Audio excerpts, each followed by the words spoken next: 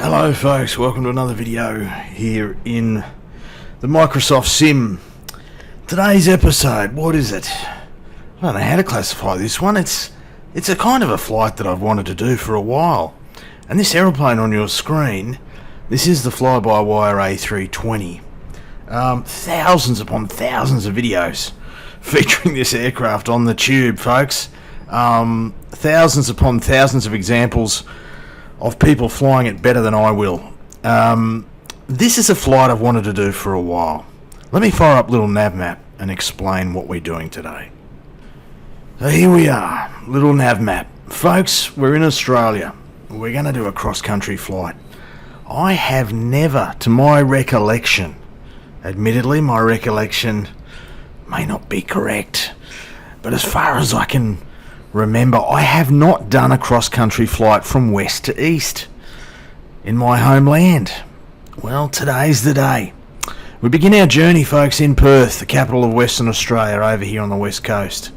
We'll fly a departure of some description and have us heading in an easterly direction towards Kalgoorlie, or Cal as it's known to the locals. Across the Nullarbor, lots of red dirt across the outback of Australia, northern New South Wales, and then have us landing about 4.5 hours later at the Gold Coast, or Cooley as it's known to the locals. That is the plan. So I'm doing a flight that I've wanted to do for a long time. I don't know why I haven't done it. I really don't. But today's the day that I'm going to do it, and I'm going to do it in the A320, the fly-by-wire beast. I haven't flown the A320 very much. I know it gets a pretty good rap, and it's a great looking bird, and continues to be actively developed. I mean, serious level of active development in this thing. It's got like 1,000 liveries on the .to, including this one. Yes, Qantas. I never thought I'd see the day where you had a Qantas A320. Well, we do over in the west. There's Qantas Link. They've picked up some A320s and they're flying routes. I think some of the mining runs over in the west here. And Qantas have decided, in their wisdom, to replace their fleet of domestic 737s with the A321, I think it's going to be, and the A220 when it's available. Yeah, so Qantas they've gone the Airbus route. Qantas, they're replacing they're really the backbone of their fleet. They've got like 100 and something 737s. I've travelled on many of them to points across this fine land and beyond. But anyway, they've made the call that as those 737s retire, they're going to replace them with A321s and A220s. So we have the A320 Neo in the sim, the fly-by-wire rendition. That's what we're going to fly. Now, it's been a really long time. Let me jump inside for you. It's been a really long time since I've flown this bird. I think I featured in one video. We were flying in New Zealand from memory, and that's a build long ago. So I'm flying a development build. I couldn't tell you what version number it is.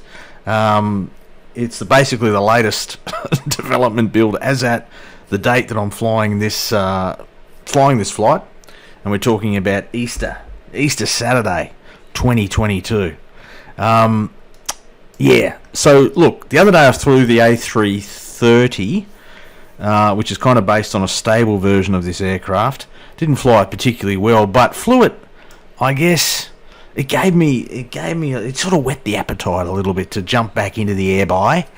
And as I said, I've been wanting to do this cross-country flight for a while. I put two and two together, come up with 5.3, and that's what we're doing. I'm going to get us started, folks, and out on towards a runway. 4.5 hours worth of flying. You're not going to see anywhere near that on the video, but I'll make some shit up en route, and that will be the flight. I'll see you in a bit. Right, I think we've got it started. I think we're set up well enough to get moving anyway. Parking brake released. Give us a little bit of juice to move. See if we can do this thing. Oh, I feel bloody rusty.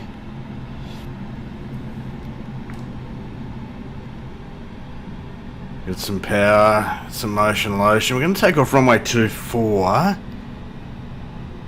here in Perth and fly the Perth 6 departure, which is basically runway heading to 1,000 feet, and then you kind of get vectored, is what I can work out. So we're going to vector ourselves even. Alright, so we've got to cross runway 21 to get to 24. I'll head down in this direction.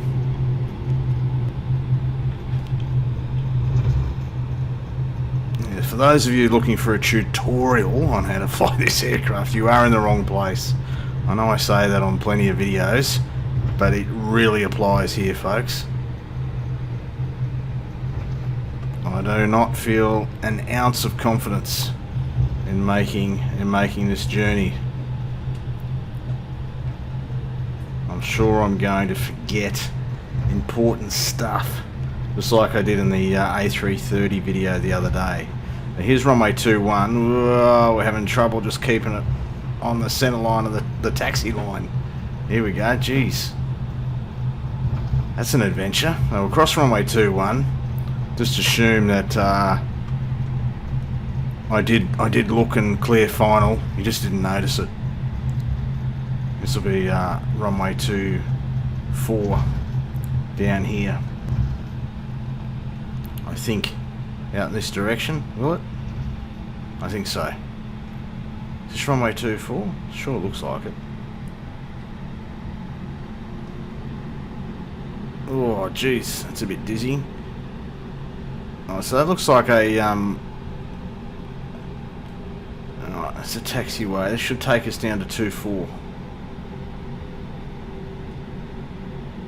Or will it? I don't think it will. I'm looking at the navigation display. What are we doing here? We're also looking at the windsock out here, folks.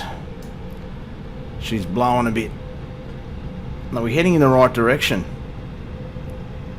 Maybe we are. 2406, we are. Alright. As I said, absolutely no confidence whatsoever here, folks. Our flaps are set.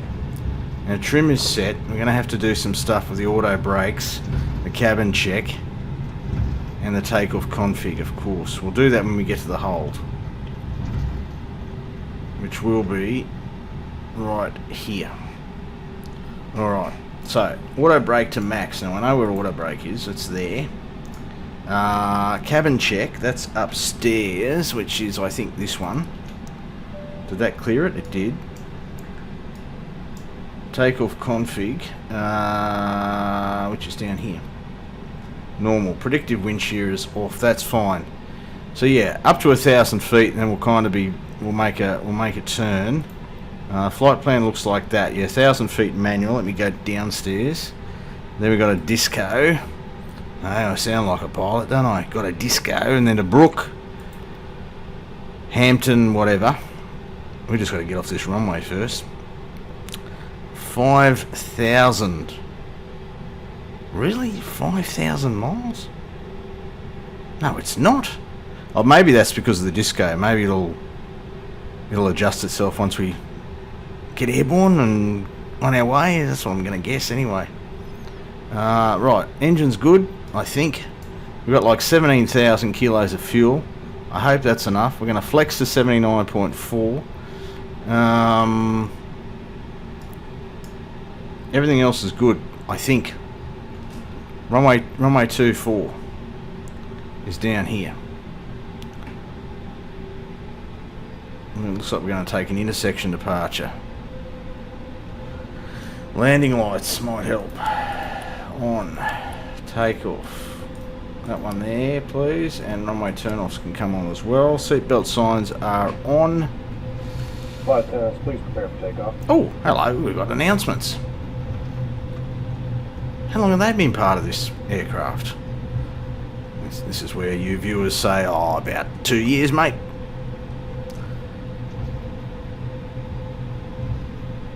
Alright, we're going to line up runway 24. Have we got enough runway? Oh, jeez. We're kind of at least a quarter of the way down the strap, if not further. Oh, Alright, we're going to stand on the brakes, gun it a little bit, hit the chrono. Does that work, chrono? No, chrono down here does. Here we go, we'll stand it up. We're going to go toga.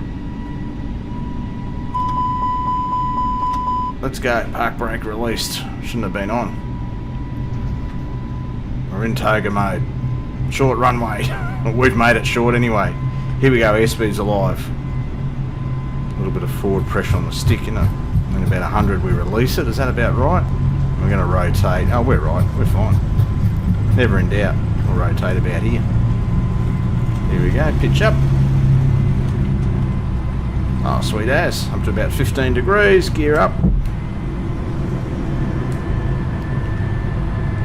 No wuckers.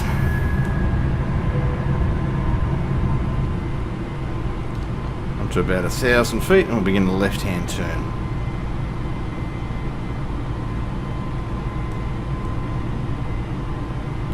There's 1,000 feet.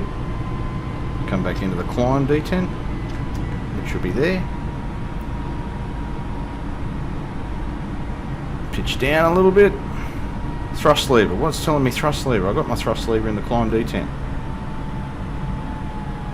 Lever climb. Where is it? Where's the climb detent? There. Flaps up. Continue the turn. Oh, folks. This ain't pretty, is it? Alright, we'll kind of roll out at about 110. How's that? Continue to accelerate. Auto thrust is sorted.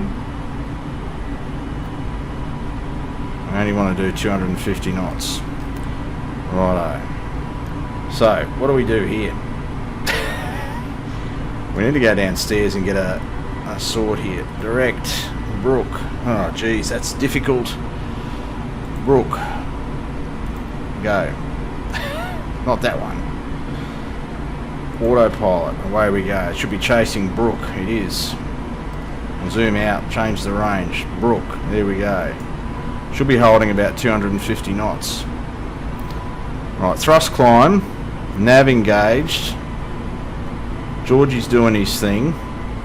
En route Brook. We got our speed under control. Our spoilers can be disarmed. We'll take landing lights off just because we can. A little bit earlier than we should, but how do they get down? Hello. There we go, like that. Get those off as well. Landing light, that one off. Alright, that one can come down. Alright. Oh, not pretty, folks. Really, really rusty. There she is, though. All of her glory, rocketing out of Perth. Going to be a long flight, particularly due to pilot competence. It's going to feel even longer than the 4.5 hours. I'll join you at various points en route, folks. 4.5 hours worth of flying. We'll condense that down into a sort of 30 minute video. I'll see you in a bit. Right, settled into the cruise, flight level 370, folks. Everything's going pretty well, except for what I see on the nav display. If I can just zoom in down there, it doesn't look right. I don't know what's going on, to be honest. Somehow we're missing Kalgoorlie, going direct Sevsi. And what's going on here? Simo, Eviak, Rachel... Bigot is Kim, then Kalgoorlie. It wants us coming back to Kalgoorlie with a distance of 1,500 nautical miles. That's what's affecting our total distance. So that ain't right. That ain't right. How do I get rid of these things? So Kalgoorlie can go. Flight plan disco. Yep, alright. Forest, yeah. That can go as well. It wants us decelerating at Iskim. Why? Iskim is late in the flight. It's in New South Wales. Something's gone a little bit awry here. And then... Right, so from Iskim Okay. Can I get rid of that disco? Is that distance right? 1735. Right, we're back on track, folks. We're back on track. I think. I hope. Alright. Settled in the cruise, folks. This is going to be a long flight. It's kind of at this point that I regret starting it. It's going to be a struggle to stay awake on this one. Look, this is a long haul for me. 4.5 hours worth of flying. I normally try and sort of keep my flights to like half an hour maybe, 90 minutes, that sort of stuff. That tends to be the sort of spaces that I get to conduct this simming caper. Today's a little bit of an exception, so I'm sort of making the most of the opportunity to do this flight, but it's going to be a struggle to stay awake, to be perfectly honest. So I'm going to need a few bevvies to get me through, and probably going to need to keep myself awake by having a chat, to the good folks who managed to watch this video. And can I just say thank you for all the support that I receive. It is appreciated. This is a fairly small channel, folks. It's a one-man band. It's not a particularly professional outfit. It's not professional in any sense of the word, but I do very much appreciate the subscribers and the viewers, the little community that I feel a part of in having this channel, and it gives me a lot of satisfaction to sort of see other people I don't know, enjoy the videos in different ways, maybe learn something, although I'm not really out to educate. That's not my bag. I don't do tutorials, and I don't do reviews, and not proper reviews anyway, and I skip a lot of stuff, and I take shortcuts, and yeah, I'm basically just saying that I'm not a professional, but still there are people who enjoy the videos, and I'm really pleased about that, so thank you. So keeping myself occupied during this flight. I mean, I could head over onto YouTube, but I've already watched enough videos of that bloody Simworks Studio RV14. Looks like a nice bit of kit. Bloody tempted, I got to tell you.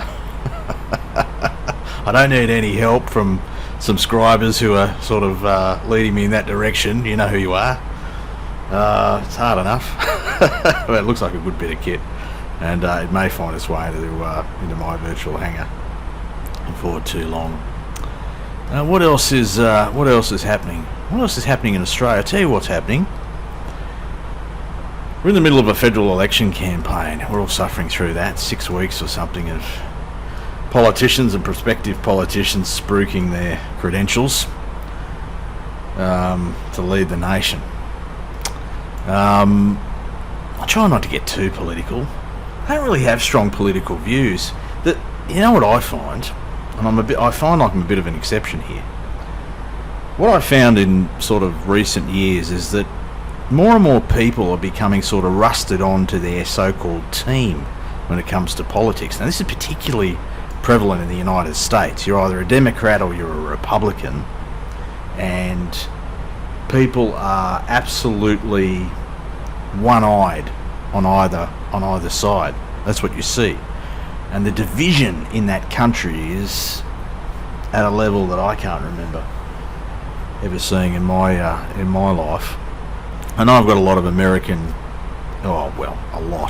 American viewers.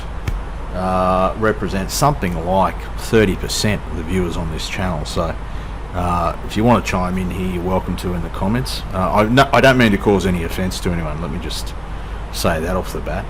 I don't know a lot about American politics. I don't really keep up with it. I can tell you who the current president is. I can tell you who the last president was. I can give you opinions on those two people from my perspective down here at the arse end of the world, but you probably wouldn't care. It's not my country, and I don't need to worry too much about it. But here in Australia, I have probably stronger views of the leaders and of the parties and whatever. But at the same time, I don't feel rusted on. I mean, I've voted across the spectrum throughout my life.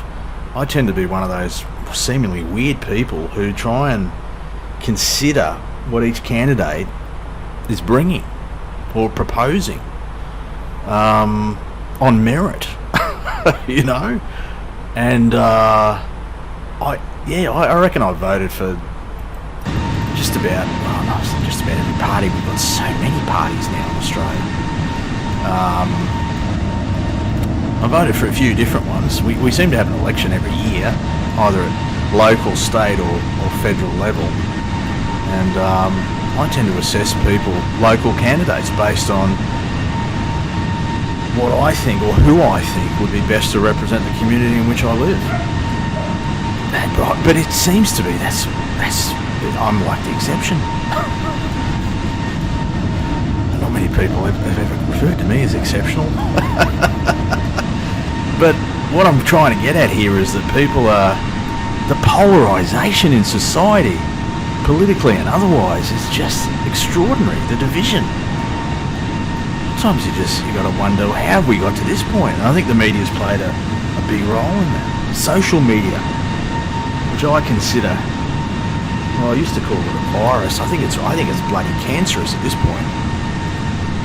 It really has done harm. On balance, it's done more harm than good. That's my opinion. I'm not active on a lot of social media. There's a reason for that. I don't think, on balance, it's been particularly good for society, and I continue to see that play out in all sorts of ways. But yeah, the division within society. I'm seeing that now in the federal election campaign. People that are rusted on. There's two major parties here in Australia. Labor, which would be considered, I guess, the left, if you're looking at the right to left thing, which is another thing I can't really wrap my head around. I mean, conceptually I get it, I don't relate to it, so that's what I mean. And the right, which is the sort of the Liberal Party, and then you've got on the sort of the extreme side of the left, really left, the Greens are sort of the third major party, and then you've got a number of other smaller parties which tend to be more on the right hand side. Tend to be more conservative, I suppose, is what you would, that's the polite term. Radical is probably the more realistic term. I'm just going to take a slightly higher view. Take a view here to keep me awake. Got to move around a little bit here. And if you're listening to this, I don't know whether to say thank you or to say sorry. I'm just rabbiting on, folks, trying to stay awake and whatever. As I take probably too many sips of too many bevvies during this 4.5 hour adventure. But anyway, the federal election's coming. The election day, I should say, coming up. What are we, about 5 weeks out? And I hope that wherever you are in the country, that you give due consideration to your civic responsibility of voting. It's a mandatory vote here in Australia. Anyone over the age of 18 who's enrolled and who is a citizen, I think. I don't think permanent residents get to vote, do they? I don't know. But anyway, anyone over the age of 18 who is enrolled needs to rock up and or cast a postal vote. Quite a lot of people go along to their local polling place and partake in a democracy sausage, and do their duty. And every 3 years we elect a new federal government. And I think, just quietly, I think the country's due for a new federal government here in Australia. It's very difficult to see how a vote for the current government, which is the Liberal National Party, no matter what you think, no matter which side, which team you support, it's very difficult for an old fella like me to see how a vote for the current government is anything less than a vote to endorse corruption. And amongst all their other faults, and there are many, and every government has its faults, but this most recent government, this really has taken the cake, and particularly the leader of the government, who is the Prime Minister. That guy does not deserve the honour of leading this nation. That's my opinion. Folks, we've got a long journey I've got a few bevies to get through. Hell knows what I'm going to be talking about in the next segment. After a couple more, I'll join you later in the flight, folks. Hello again, folks. Your captain from the flight deck. We are well advanced on this flight now. Our next waypoint is Obled. We're just to the sort of northeast of Brewarrina, and in sort of central north of New South Wales there, Brewarrina, Burke, and the rest of our flight plan will take us near places such as Malawa, Bullara, Palamawala, Gravesend. Gets a bit easier as we go on, folks. Grumman, Wellinggrove, Emmaville, Wellington Vale, Deepwater. Now, Deepwater I'm familiar with. I just don't know why. I knew someone, I think, from Deepwater. Yeah, and then we're going to go. Apaji is our waypoint, sort of halfway between Iscombe, which is top of descent, and the Goldie. So we've sort of got 133 miles. We'll begin our descent down into the Goldie. We'll shoot an approach of some description, of course, into the Gold Coast. Looks like a southerly breeze, light southerly at 5 knots, with rain. Scattered cloud at 3,500. So it looks like prefers runways 17 and 14. Yeah, 14 for the A320. 17 is a very short strip. Is 17 even in use? Or still in use? I don't know. Been a while. So yeah, look, it's been a pretty smooth journey. We've been getting along 500 knots. We've had a tailwind all the way, folks, which has definitely helped. We've had that message pop up about low bandwidth, and so having to go offline here in the sim. Here we go. So I don't think we're actually, we're not. We're not seeing the right terrain underneath us, folks. That's ordinary. That's what the Microsoft Sim looks like in offline mode, folks. Oof. Ooh, that's ugly. We'll see if we can do something about that before we arrive. That's ordinary, isn't it? Yeah. Anyway, what else can I show you or tell you? Probably not much. We probably need to think about picking an approach. I'll do that in a minute.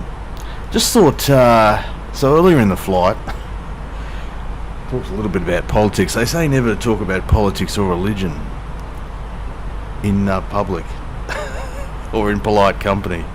Am I in polite company? I don't know. I'm in company anyway, and I appreciate your company. But it is Easter, and I thought, well, that has a religious significance to some, not to all. It must be said. I mean, there are some people for whom this sort of period of the year is quite sacred, particularly those of the Christian faith. But for others, it's just a bloody good excuse to have a break, isn't it? You're about 4 months into the sort of calendar year. Those of us in the working class to use a break at this time. Here in Australia, April's pretty good weather for camping. A lot of people take advantage of the Easter period to get away with their families. Coincides with school holidays as well, and get away, and you've got your favourite camping spot, and most families have a favourite spot that they like to return to, or spots, and mix with other families, and makes for memories that last a lifetime and all that sort of stuff. Whatever you're doing over this period of time, I hope you're safe and well, and that you're enjoying yourself, and I hope those of you interested in the simming caper, and if you're watching this video, that probably means you. I hope that you're able to get some simming in, some enjoyable simming, and as I'm doing here, maybe do something different. Maybe do a flight you've always wanted to do. That's just my suggestion to you. That's what Jesus would want, folks. I mean, no offense by that either, so please don't take any. I'm going to set up an approach into runway 14 at Cooley, and I'll join you somewhere closer to the runway. So this is the approach that I've improvised down to runway 14, folks. We are not too far away from Toddy. Well, actually, we're still a little way. Toddy's sort of got a bit closer to our destination now, but we have increased our flight plans somewhat. So from Apagi, we're kind of going to manufacture an approach out over the Lamington National Park, Blacker, pretty popular waypoint in this part of the world for approaches into Brizzy from the south. So it's near Springbrook, beautiful part of the world. This managed to get up here, gorgeous. So we're going to go Blacker, then direct the Hinds Dam, the main sort of water supply for the Goldie, and then right turn down onto the beach, right overhead Mermaid Beach, Nobby Beach, and then we're going to basically track the coast overhead Currumbin and into runway 14 down here at the Goldie. Manufactured approach. Normally the approaches to 14 sort of take you out over the water and stuff. Well, after 4 hours and change worth of flying, I don't want to do that.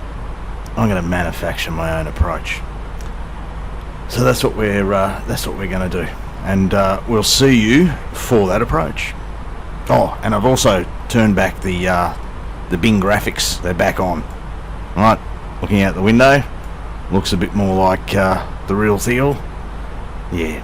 Once you go low bandwidth, it kind of turns it off and it leaves it off. It doesn't remember to try again, or it doesn't try again.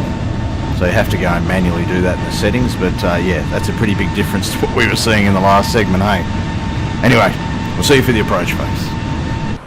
Just thought I'd mention, we have commenced our descent, folks. I just thought I'd mention something that I've only recently discovered. This little nav map is the gift that keeps on giving. I'm discovering new uses for it, new functionality all the time, and I thought I might share this one with you.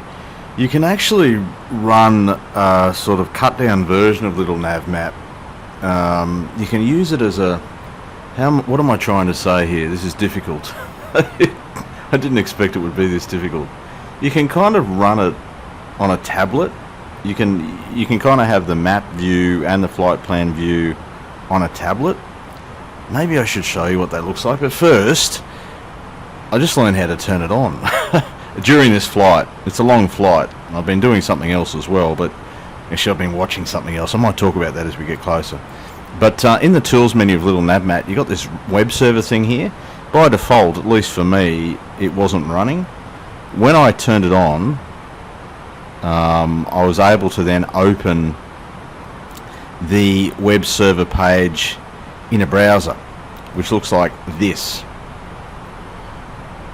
Right, now you can, the address, you're not going to see the URL here for privacy reasons, but basically it will give you a URL localized to your machine or to your network, and if you plug that URL into a browser on a tablet, for example, you get this view. It's absolutely fantastic. So you can walk away on a long flight, and as long as you've got a tablet or a phone or something similar, still be monitoring your flight. Now, many of you probably already knew that existed. I didn't. I thought I'd share it with you. I try to be educational sometimes. There you go, folks. Little NavMap web server.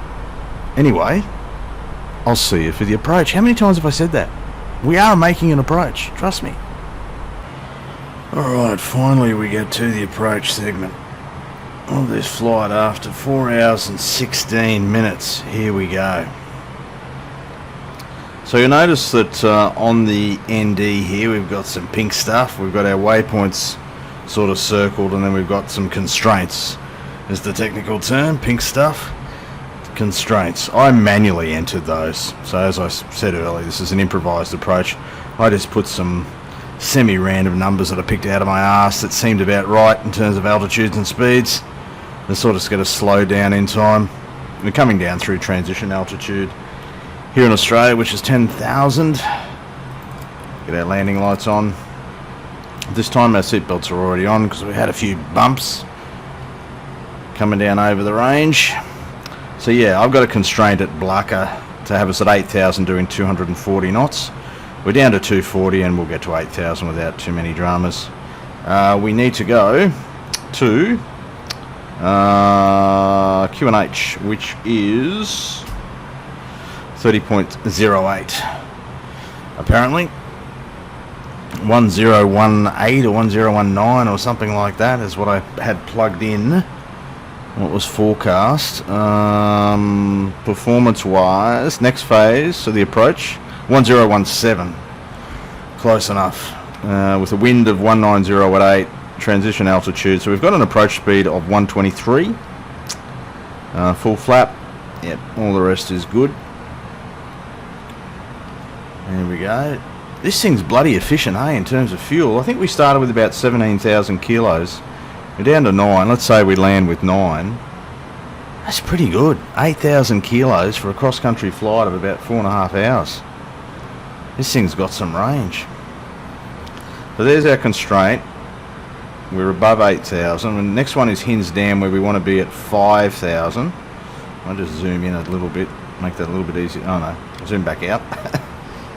So landing lights on. Now I've just got to remember that the landing system, I take notes here. I do note what people put in the comments. I got a few comments in response to my A330 video about what I should have done. I should have done a lot of things, and I probably missed a few things and will continue to miss a few things on this approach. We'll also click the approach button down here in due course. Change the zoom over here. And it's kind of a late afternoon arrival here into the Goldie, and we kind of almost stopped descending there. We didn't really want to do that, Georgie, but we do want to slow down to about 200 knots if we can by the Hinds Dam and be at 5,000. Now we're going to be high if you don't get a move on, pal. I mean, we could help him. We could take some flap and stuff. What we might do is arm the ground spoilers. We need to worry about anything here? Probably not. We're all good. We might activate the approach phase once we get past the dam, eh? I don't know when you're supposed to activate the approach phase. I can't remember what the... I guess it's airline independent. Airline dependent, sorry. Is it? Or is there a standard sort of Airbus philosophy? Feel free to add that in the comments, folks. I'm going to take flaps 1. Just to help us slow down, because we're a little bit high on profile now. We're at 6.5. I wanted to be down closer to 5. What happens if I arm the approach? What happens if I click approach mode here? What does that actually do? Does that arm the approach? Must do. It's showing the RNAV, but I'm not actually flying the RNAV. The only part of it I'm actually flying is kind of I'm flying to the runway. That's about the only leg that I'm actually flying. So we're down to 180 knots. We want to be at the next waypoint doing 150 knots at 2.5. We're definitely high, so we're in a bit of trouble here, I reckon. I don't need to slow down, but I do need to get down. I might go vertical speed. What happens if I do that? Oops, that one. Yep. I need to go vertical speed mode. I need to seriously get down.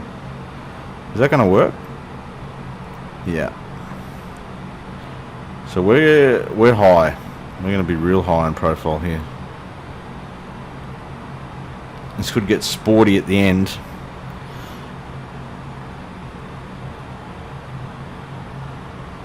There's the Goldie. Lights are showing. I've timed this well. Look at that. Beautiful colours. It's been a really enjoyable flight. I mentioned earlier that I've been sort of watching some stuff. Oh, 5,000. No, we want to keep coming down. I've been watching something that I watched, I reckon, about 10 years ago. A series called How's That? Those of you that are cricket lovers might enjoy that. Series on Netflix, at least here in Australia. And it talks about, or features a sort of recreation of the genesis of World Series cricket back in the sort of late 70s, 76, 77. The Kerry Packer War on Cricket. Take gear. Oh, lovely sounds.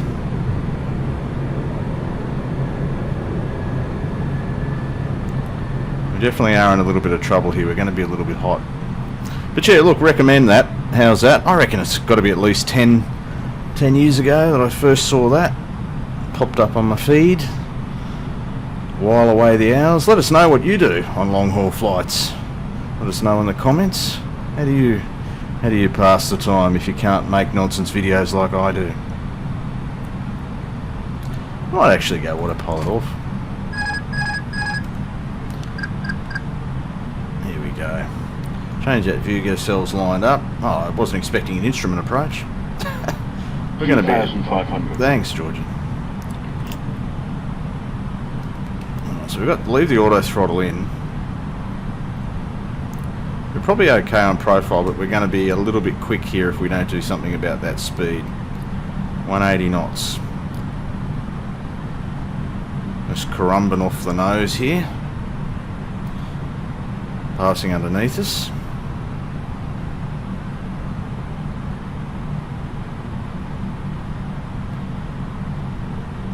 A little bit of rain. Alright, we'll be fine. Reduce that rate of descent. Line ourselves up. This is beautiful, hey?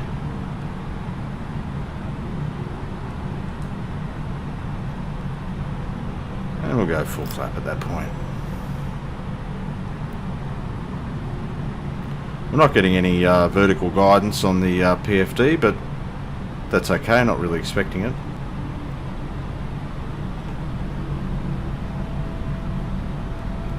Need to keep that climb lever in.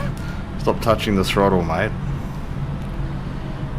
We need to ping the cabin, which is up here.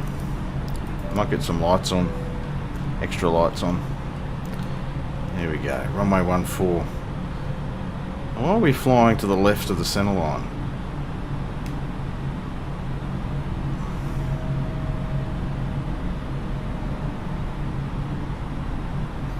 Seems that we're absolutely crawling in here.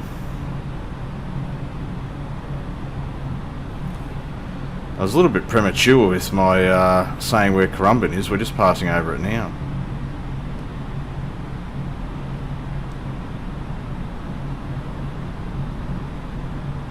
We're a little bit high. Looks like we've got a decent southerly breeze. Thanks, mate. That speed captured.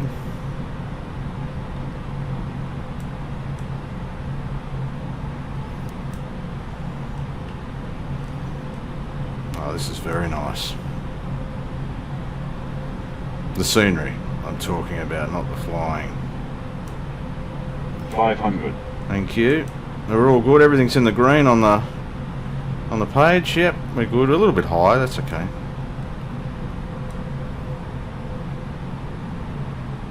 Breeze is reduced now. 500. Thank you again.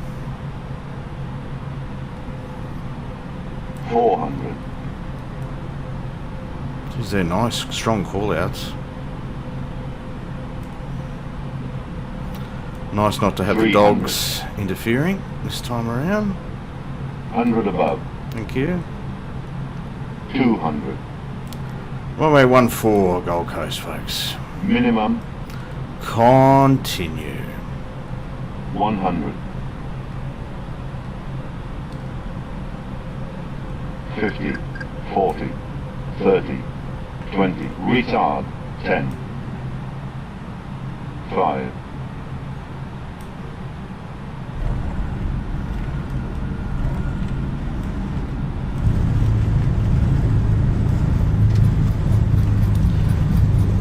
know what I forgot again. See if you can guess what I forgot to do prior to landing there, folks. The long rollout might give you some indication.